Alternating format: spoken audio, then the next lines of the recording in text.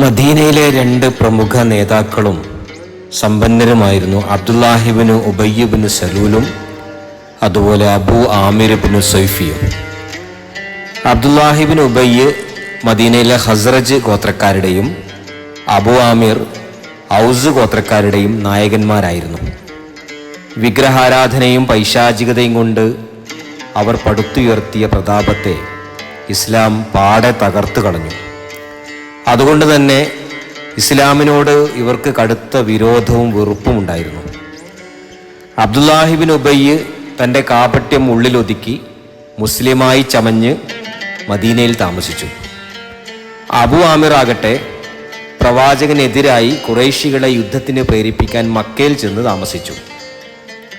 ഉഹുദ് യുദ്ധത്തിന് പ്രവാചകന്റെയും വിശ്വാസികളുടെയും കൂടെ നേരത്തെ പറഞ്ഞ കപടവിശ്വാസിയായ അബ്ദുല്ലാഹിബ്നു ഉബയ്യും പോയി. എന്നാൽ യുദ്ധത്തിന് അല്പം മുമ്പ് അയാൾ തൻ്റെ തനിനിറം കാണിച്ചു. ആപത്ഘട്ടത്തിൽ അയാൾ പ്രവാചകനെ വഞ്ചിച്ച് തൻ്റെ അനുകൂലികളായ ഒരു സംഘം കപടവിശ്വാസികളെയും കൂട്ടി സ്ഥലം വിട്ടു കളഞ്ഞു. ഔസ് ഗോത്രക്കാരായ 15 യോദ്ധാക്കളുടെ അകമ്പടിയോടെയാണ് അബൂ ആമിർ ഖുറൈശികളുടെ സഹായത്തിനെത്തിയത്. ഔസ് ഗോത്രക്കാർ ഒന്നടങ്കം തന്നെ അനുകൂലിക്കുമെന്നും ഞാൻ വിളിക്കുമ്പോൾ അവരിൽപ്പെട്ട വിശ്വാസികൾ കൂറുമാറി ഖുറൈശികളുടെ പക്ഷത്ത് ചേരുമെന്നും അയാൾ ഖുറൈശികൾക്ക് ഉറപ്പു കൊടുത്തിരുന്നു.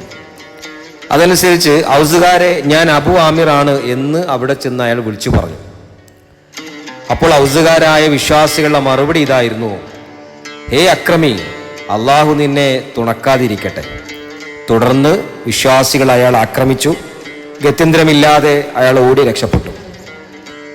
ഔസ് ഗോത്രക്കാരായ ഇസ്ലാമിൻ്റെ ഈ വീരപുത്രന്മാരുടെ കൂട്ടത്തിൽ നമ്മുടെ കഥാപുരുഷനും അബൂ ആമിറിന്റെ തന്നെ മകനുമായ ഹൻലലയും ഉണ്ടായിരുന്നു. ആത്മാർപ്പണത്തിന്റെ മഹോന്നത മാതൃകയായാണ് ഹൻലലയെ ചരിത്രത്തിൽ വായിക്കാൻ കഴിയുക. ദീനിന്റെ ആഹ്വാനം കേട്ട് അദ്ദേഹം ജീവിത സുഖങ്ങളെല്ലാം വലിച്ചെറിഞ്ഞ് കർത്തവ്യ നിർവഹണത്തിന് ഓടിയെത്തി. യുവാവും പണക്കാരനുമായ ഹൻലല തലേന്ന് രാത്രിയാണ് വിവാഹിതനായത്. അബ്ദുല്ലാഹിബ്നു ഉബയ്യിന്റെ മകൾ ജമീലയായിരുന്നു വധു. പുലരാങ്കാലത്തുണ്ട് യുദ്ധത്തിന്റെ വിളി കേൾക്കുന്നു. മധുവിധുവിന്റെ അനർഘ നിമിഷങ്ങളാണ്. പക്ഷേ അദ്ദേഹത്തിൽ കർത്തവ്യബോധം ഉണർന്നു. മധുവിധുവിനെ കുറിച്ചോ നവവധുവിനെ കുറിച്ചോ അല്ല അദ്ദേഹം അപ്പോൾ ചിന്തിച്ചത്. തൻ്റെ ജീവനും സ്വത്തും അള്ളാഹുവിൻ്റെ മാർഗത്തിൽ വിനിയോഗിക്കാമെന്ന് ഞാൻ പ്രവാചകനോട് പ്രതിജ്ഞ ചെയ്തിട്ടുണ്ട്. ഇപ്പോൾ അത് പ്രാവർത്തികമാക്കേണ്ട സമയമായി.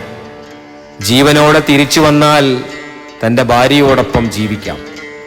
വീരമൃത്യു വരിച്ചാൽ അള്ളാഹുവിൻ്റെ പ്രവിശാലമായ സ്വർഗത്തിലേക്ക് കടക്കാം.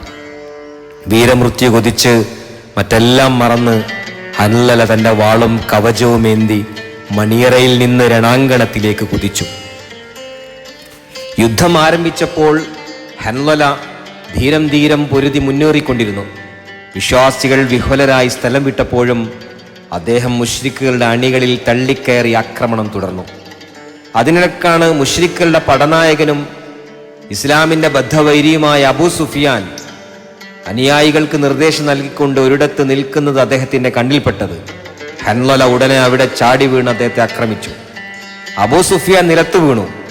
വാളുകൊണ്ട് അയാളെ അറുക്കണമെന്നായിരുന്നു ഹൻലലയുടെ ലക്ഷ്യം. തത്സമയം അബൂ സുഫിയാൻ സഹായത്തിനായി ഖുറൈശികളെ വിളിച്ചു. ഖുറൈശികളെ ഓടിവരൂ, ഞാൻ അബൂ സുഫിയാനാണ്. ഇത് കേട്ട് അവർ ഓടിച്ചെന്ന് ഹൻലലയുടെ പുറത്ത് മാരകമായി വെട്ടി. അദ്ദേഹം തിരിഞ്ഞു നിന്നപ്പോൾ അവർ കുന്തം കൊണ്ട് കുത്തി. നിമിഷങ്ങൾക്കകം ഹൻലല രക്തസാക്ഷിയായി. യുദ്ധാനന്തരം പ്രവാചകൻ കൊല്ലപ്പെട്ടുവോ എന്നറിയാനും വിശ്വാസികൾ ആരെല്ലാം വധിക്കപ്പെട്ടു എന്ന് നോക്കി രസിക്കാനും അബൂ സുഫിയാനും അബൂ ആമിറും യുദ്ധക്കളത്തിൽ ചുറ്റി നടന്നു.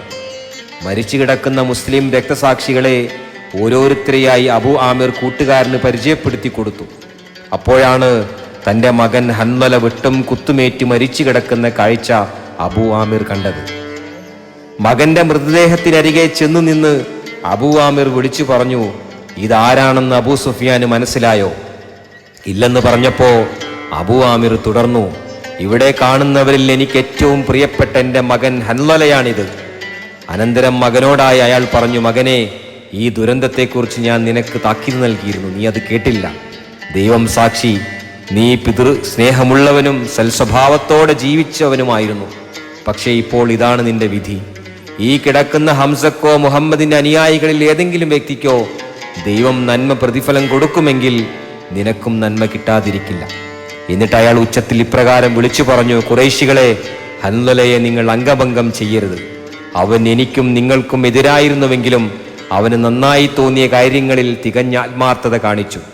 മുസ്ലിം രക്തസാക്ഷികളിൽ പലരെയും ഖുറൈശികൾ അംഗഭംഗം ചെയ്തപ്പോൾ ഹൻലലയെ അംഗഭംഗം ചെയ്തില്ല. യുദ്ധാനന്തരം പ്രവാചകൻ സ്വഹാബികളോട് ഇപ്രകാരം പ്രസ്താവിച്ചു: മലക്കുകൾ ഭൂമിയുടെയും ആകാശത്തിന്റെയും ഇടക്ക് വെച്ച് വെള്ളിപ്പാത്രം കൊണ്ട് മഴവെള്ളമൊഴിച്ച് ഹൻലലത്ത് ബിനു അബി ആമിറിനെ കുളിപ്പിക്കുന്നത് ഞാൻ കണ്ടു. ഇത് കേട്ട് സ്വഹാബികൾ ഓടിപ്പോയി ഹൻലലയെ നോക്കി. അദ്ദേഹത്തിന്റെ തലയിൽ നിന്ന് വെള്ളം മിറ്റിറ്റ് വീഴുന്നുണ്ടായിരുന്നു. അവർ മടങ്ങിച്ചെന്ന് പ്രവാചകനോട് വിവരം പറഞ്ഞു. ഇതിന്റെ രഹസ്യം ചോദിച്ചു മനസ്സിലാക്കാൻ പ്രവാചകൻ ഹൻലലയുടെ ഭാര്യയുടെ അടുക്കലേക്ക് ആളെ വിട്ടു. യുദ്ധത്തിന്റെ വിളി കേട്ട ഉടനെ ജനാപത്ത് കുളിക്കാൻ പോലും കാത്തു നിൽക്കാതെ ഹൻലല വീട്ടിൽ നിന്നിറങ്ങിയെന്നും അതുമൂലം മലക്കുകൾ അദ്ദേഹത്തെ കുളിപ്പിച്ചതാവാമെന്നും ഭാര്യ വെളിപ്പെടുത്തി.